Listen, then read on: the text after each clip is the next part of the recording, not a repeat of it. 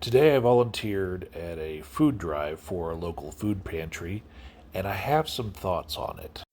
First thought I have is that if you sign up to volunteer for a food drive and you sign up for a certain block of time, you should show up for that block of time because no one was going to show up for the next block of time, even though four people's names were there.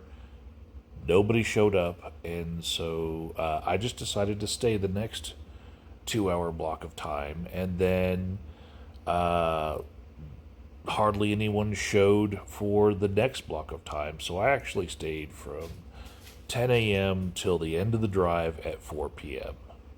Now, what did I do for this food pantry? Well, I stood outside of a Safeway and I was just passing out a little piece of paper with a list of food items that they suggested that people would buy and then bring out to us.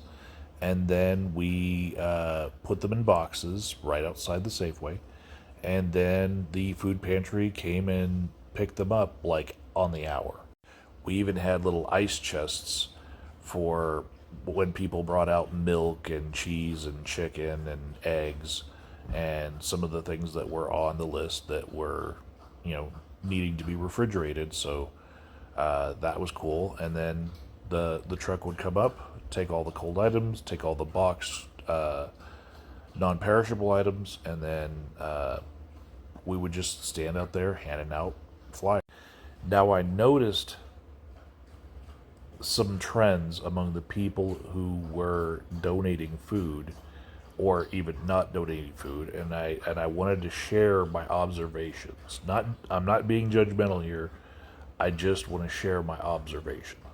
First are the people who don't want to get the icky little flyer in my hand so much that they will actually speed up and like almost jog into the grocery store to avoid having anyone give them a flyer for ew, don't talk to me about the poors, the food bank. There were a few of those.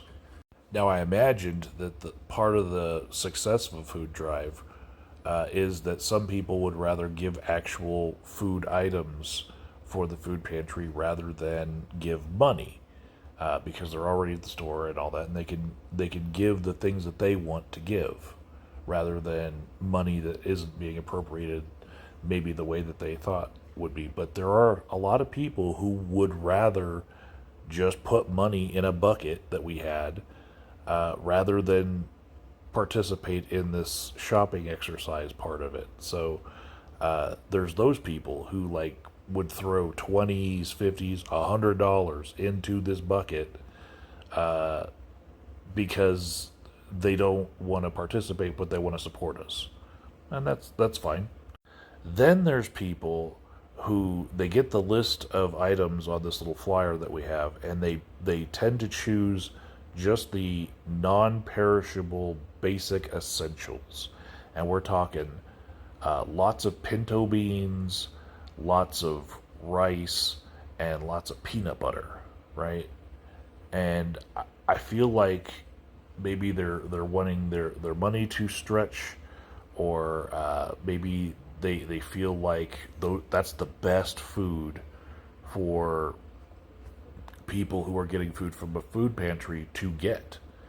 And it's good food, and enough variety happens that it doesn't really matter what you get. But it is interesting to see the people who only get the blandest food that is like the most basic, you must put the most effort into cooking it food, or just like staples that will never go bad, hard to spoil, shelf stable stuff. There were also people who would bring cans of Hormel chili. That specifically happened a few times, and I'm like, well, a couple cans of chili, yeah, okay. But I was just observing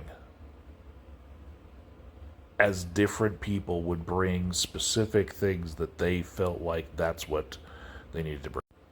Three times in the 6 hours that I was out there, an entire basket of food was purchased by the person given the flyer, and they just handed me the whole basket, and then I had to put it into the boxes. But like all three times, that person was really not wanting any extended thank yous or adoration or anything. They just wanted to give me the basket and just get out of there. Like, uh, it's bad to just even get me to say thank you to them.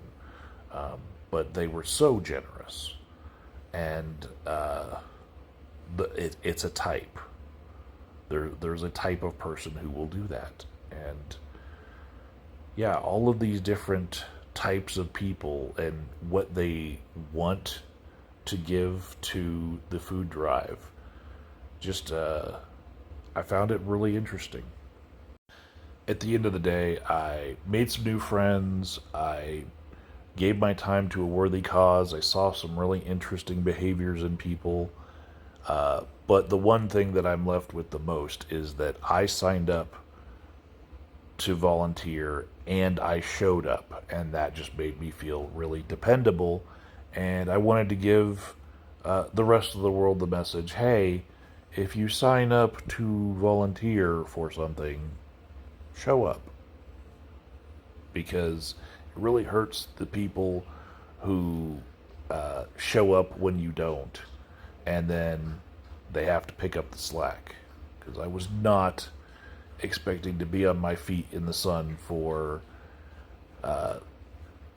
three times the amount of time that I signed up for, just to pick up the slack for other people. So, yeah, please, just show up.